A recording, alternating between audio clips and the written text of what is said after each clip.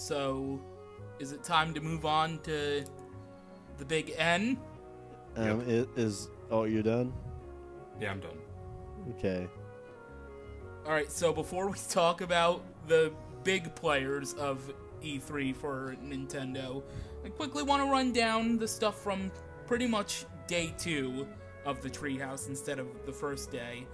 So let's calm your jets later, Gator D. We're gonna get to it in a moment. It's gonna be the last 2 minutes or so. We just discussed about the big thing. Just brush off Zelda Breath of the Wild like it's nothing. You spoiled it. That you're supposed to save it for last. We're no longer on speaking terms. Just call it Zelda U. Not call it that game yet because we haven't got there yet.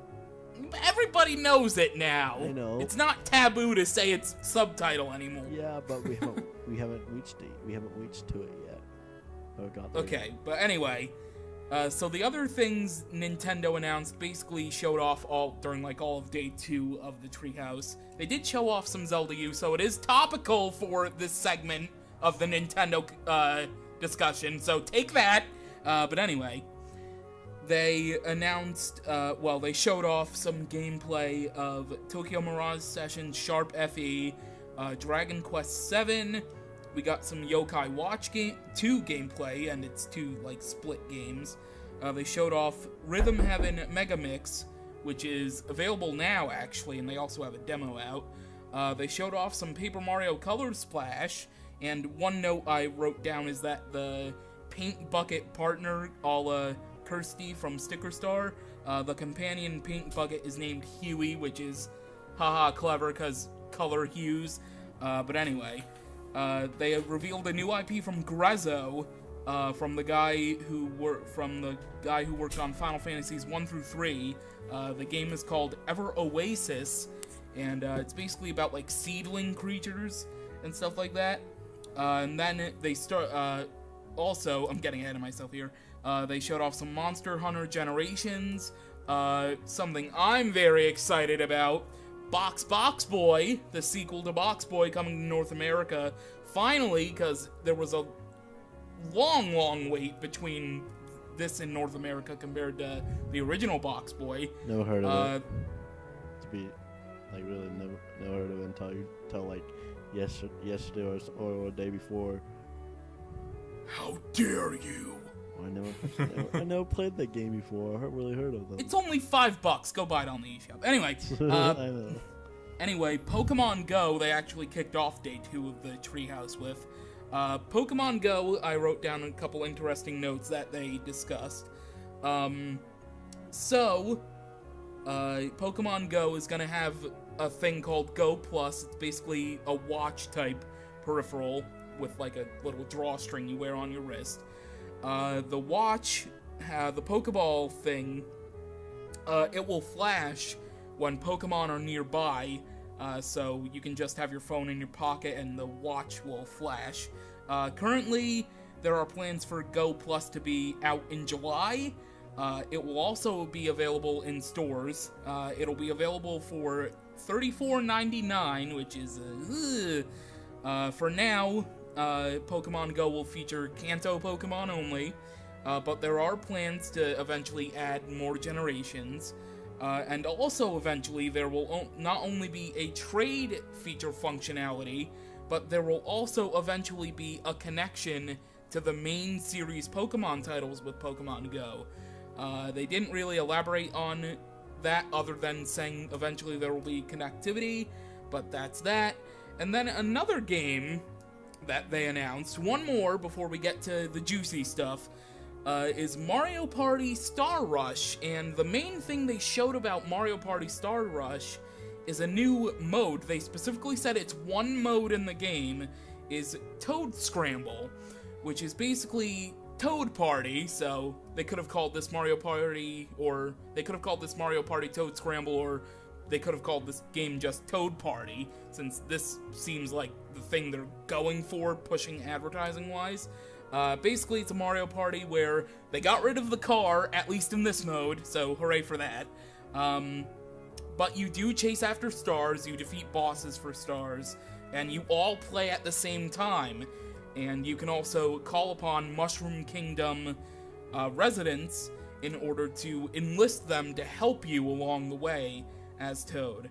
And along with this, the long forgotten about at this point, Donkey Kong, Rosalina, and Wario's Super Mario amiibos in the Super Mario line that everybody and their mother has been waiting for ever since Mario Party 10 came out.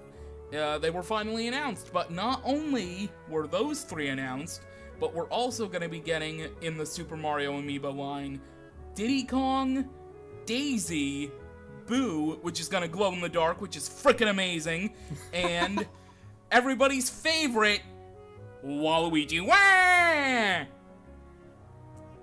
So Nintendo's not so big hitters from the Treehouse, day 2. What did you guys think of everything from all of those before we get to the bigger games that they showed off during day 1? Well, the thing is, I wouldn't really see like day 2s or anything.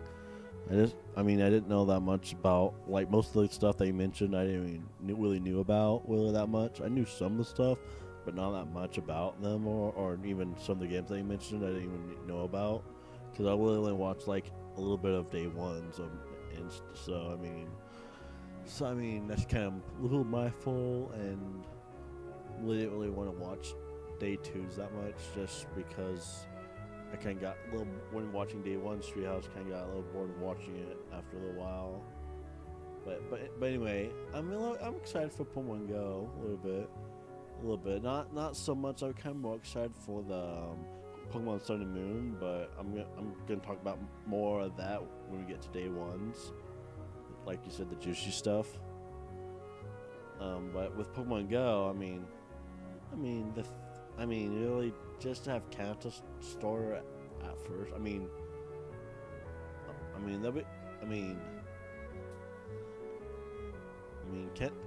Kanto's classic and stuff like that. But just Kanto when getting first released. Why not just have all of them or whatever? Well, still a lot of Pokemon to go over. I guess that's true. Or at least have maybe like 2 generations launch it, like maybe Kanto Johto, then Hoenn Sinnoh, then Unova and Kalos. Maybe have like release them as in 2 regions, maybe, or 2 generations of Pokemon. I guess I would say. Well, keep in mind that they're still in the beta mode, so I think when, before Go Plus comes out in July, which they're targeting, I think their plan is to release at least Johto before that launches, release the Johto Pokemon before that launches. I don't think they're gonna do it in 6-month spans where you get 1 batch of Pokemon. At most, I think they do it every 3 months, so it's not like it's too much of a wait. And plus, during the Treehouse, they had Jay Whitson and Cybertron, who were our big beta testers, and they barely found 50 Pokemon out of the 150 that are already available. So, oh, wow. It's it'd probably be a lot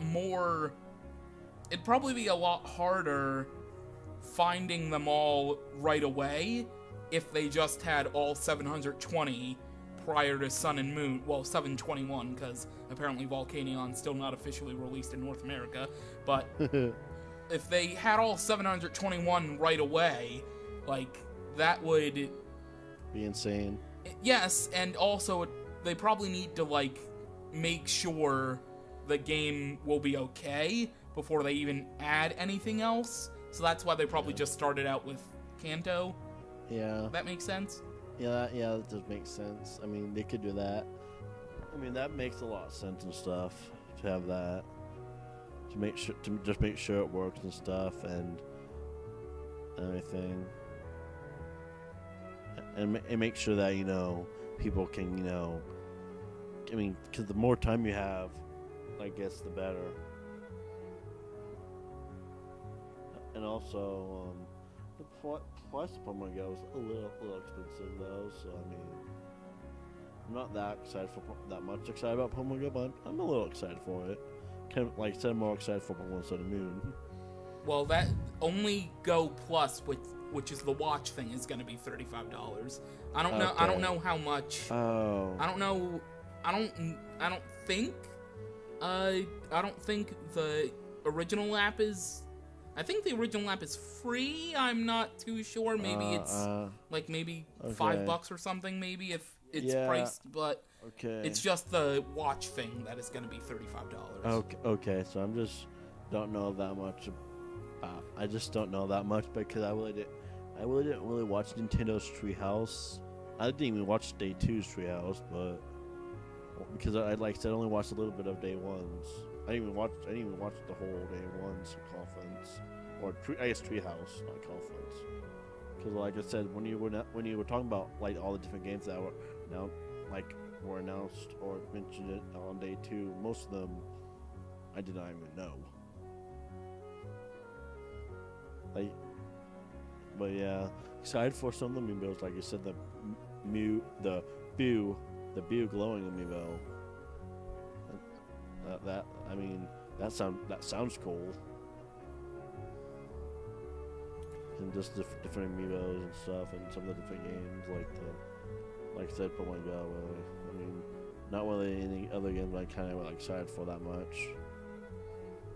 I might try out like the new. Was it Paper Mario? Color? I might try that out. I don't know.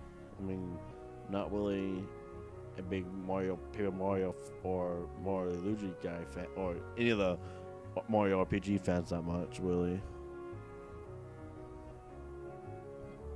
You talk forever.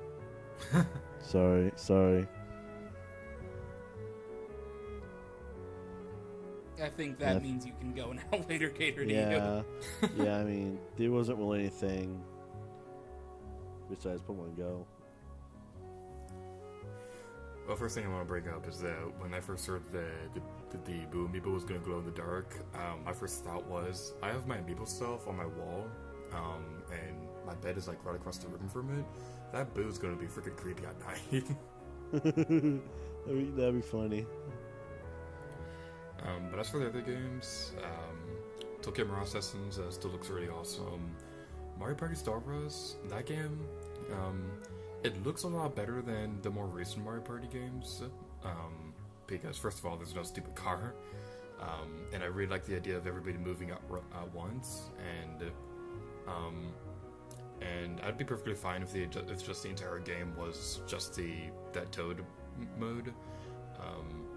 But it still doesn't look as good as the older Mario Party games for the Nintendo 64 and things like that. But this game definitely does show potential for the Mario Party series making a comeback. I think they showed off a new RPG, Ever Oasis. I think that's what it's called. That game looks pretty interesting. I might try that one out. And Paper Mario Color Splash, this game, when it was first announced, I was cautiously optimistic because it looked very similar to Sticker Star, and that's like the fan-hated game in the series. But after seeing the new trailer and the Treehouse demonstration, I might get a little bit of hate for saying this, but I think this game actually has a lot of potential than most people are giving it credit for. Because even though it's taking a lot of inspiration from Sticker Star, I think it's going to try to. It is taking inspiration, but I think it's going to improve upon it and make the gameplay and fix the problems that people had with that game. Because the card system that's replacing the sticker system from the 3DS game, the card system, it looks like it's easier to pick up cards in this game. It looks like you have more of a reason to fight enemies because you're going to get cards based off of the enemies in the game, and your hammer will level up over the course of the game. The visuals for the game look really beautiful, obviously, if you've seen the trailers, and even though the most of the NPCs are just like generic toads, their dialogue is hilarious in the game if you've read it. Yeah. The thing I do want to mention, and you think you're gonna get hate for saying Color Splash has a lot of potential, I'm gonna get a lot of hate probably for saying that. The thing about Sticker Star and the hate it seems to have among a lot of Paper Mario fans is that it's an entirely different thing. Like, they wanted to get away. Super Paper Mario was a little bit different from the original and Thousand Year Door, and then Sticker Star just went in another direction on its own, like Super Paper Mario. And a lot of people hate Sticker Star because it's so different. But really, if you actually play the game, it's not really too bad. It's not all that bad. A lot of people just hate it because it's something different than what they're used to. And the thing about that is, if every Paper Mario game after Thousand Year Door was like just like Thousand Year Door with the big partner system and everything and how that game was, a lot of people would eventually be saying, we're sick of all these carbon copies of Thousand Year Door, give us something new. And that's my only gripe with a lot of the Sticker Star hate. It's so different that people hate it, when people would be saying they want something new if every other game was like Thousand Year Door in the first place. So don't hate something because it's so different than what you love, because realistically, if you got what you love every single time, eventually you would get sick of it, and you would be calling for something new. And I agree with you that Color Splash seems to improve on Sticker Star, because I do admit, I like Sticker Star, and that's why I said I'd probably get a lot of hate. I do like Sticker Star, but it did have its problems. I'm not saying it's the best Paper Mario game, but it's not the worst, in my opinion. So, but yeah, Color Splash, I think, does improve on it, and I'm interested to see how Color Splash's fan reception ends up being. And speaking of Thousand Year Door, did you guys see that, I think it was Reggie who said it no, it was the producer of Color Splash that appeared on the Treehouse. I think in a Game Explain interview, she said that if fans wanted it, they would remaster Thousand Year Door if the fan outcry was enough, which is weird considering that's all people want. Everybody just screams, give us a new Thousand Year Door, or they scream that they want an HD Super Smash Bros. Melee. So, I mean, it's just something to point out. Well, I haven't really played any of the Paper Mario games, so, I mean, I don't know. I'm not really excited for that game that much. I actually just got my first, I guess technically I sort of got two. I mean, technically I got one game, but, I mean, it's two different games. I mean, two different series in one game, like the Paper Mario series and the Mario and Luigi series. You're talking about Mario and Luigi Paper Jam? Yeah, because I just got that game today, and this game is going to be my first Paper Mario game, as well as my first Mario and Luigi's game, so I mean, I can't really judge that much on that, just because this is my first game. But I did hear that Thousand Year Door, Paper Mario Thousand Year Door, was like a lot of people really like, always like the best Paper Mario game. Yeah. But I don't know that. I haven't really played any of them, so besides the newer one, besides the Mario Luigi Paper Jam, which I just got today, and plus I got it just to try it out and stuff. Have you guys played that game at all? I haven't played Paper Jam, but I do love the Mario and Luigi games. But I will say, don't judge your opinions on the series and the Terra series just on Paper Jam, because I don't think you. Obviously. Yeah, because I don't think you've really played a true Mario and Luigi game until you played Bowser's That Story, because that's like the best Mario RPG ever. Okay. Yeah, I saw that. Actually, I actually saw that storage today, but I mean, I decided to go with this just because it is Paper Mario and Mario Luigi kind of together as one game and stuff, but it's actually probably more of a Mario Luigi's game though, because the title. Because yeah. The thing about well, I mean, the paper enemies are in it and stuff.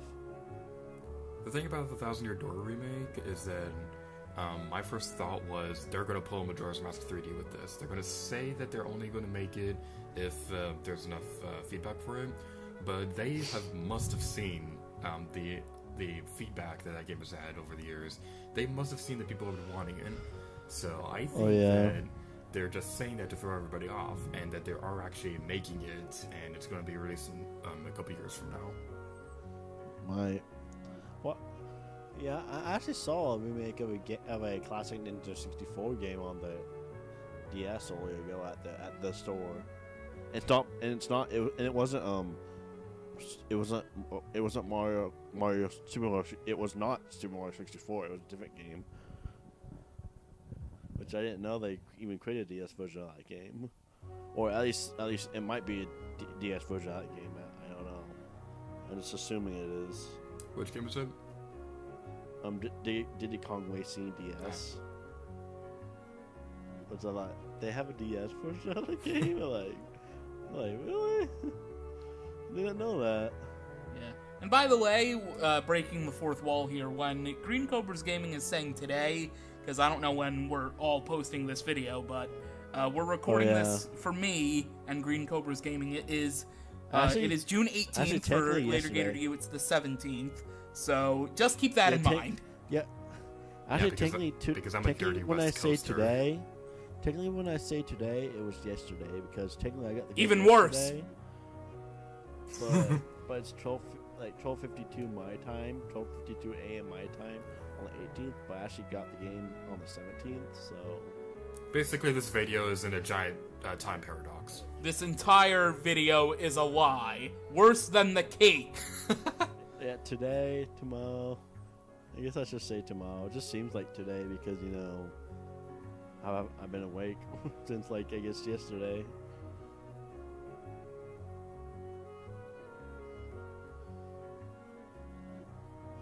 For me, I had some questions about after E3. Some things that Nintendo said after E3 that I'd like to ask about real quick. Okay.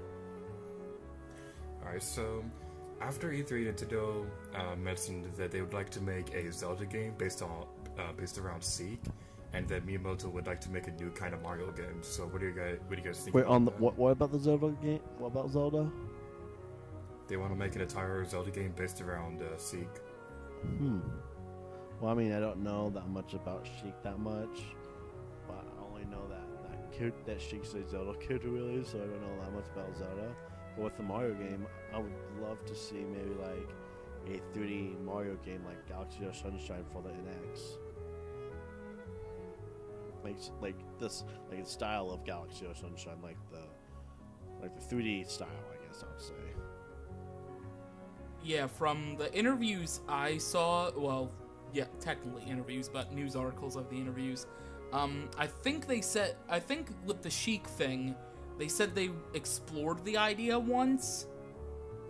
I think that's the word they used. I think they said they explored the idea of doing one, but I don't think, their concrete plans. Because I know that they, I also read a thing where basically the entire existence of Linkle in Hyrule Warriors Legends is based off the fact that when Breath of the Wild was first revealed and everyone thought Link would be a girl this time around, that's basically how Linkle was created. So I think they did say they explored the idea, but I don't think they had a concrete enough thing to work off of. But as far as the 3D Mario thing, I fully expect in a couple months from now, Nintendo to, or probably next January, I fully expect Nintendo to say, oh hey, for E3 this year, it's gonna be solely based off of the next great Mario adventure for the NX. So join us at E3 and, and it'll probably be all day on the Treehouse the first day like Breath of the Wild was. It'll probably have a big grand setup with the show floor with big statues and models of stuff based off the game. I would really like it to be... I think Miyamoto said it would be a little bit different from traditional Marios. I think that's what he said. Don't quote me on that. But I really think it's going to be some type of new 3D Mario, because it's about time. 3D World doesn't really cut it as the great next 3D Mario adventure. Yeah, because that was sort of like more like a like because it had like because 3D World was pretty much it wasn't 3D but had like the style of like New Super Mario Brothers and stuff like that. And I kind of want a style like Galaxy or Sunshine because I prefer those games over the New Super Mario Brothers games.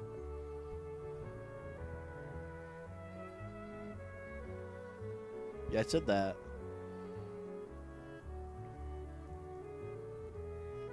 Yeah, but I'm saying that it had like the same type of. I mean, they weren't the exact like they weren't in like those weren't in 3D, but 3D World was and stuff like that. I'm just saying that had like the same kind of touch to it. You know what I'm trying to say? Yeah. But yeah, I really hope the next Mario game is. Honestly, I'd prefer something along the lines of a new Sunshine, because it's been so long since... Sunshine HD remake. I'm kidding.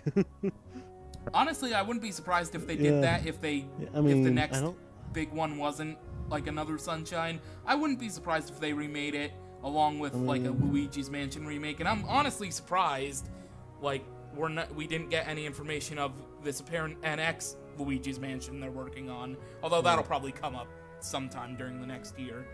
But I'm hopeful the next 3D Mario will be pretty good, but we'll have to wait and see. So. Yeah, I hope so.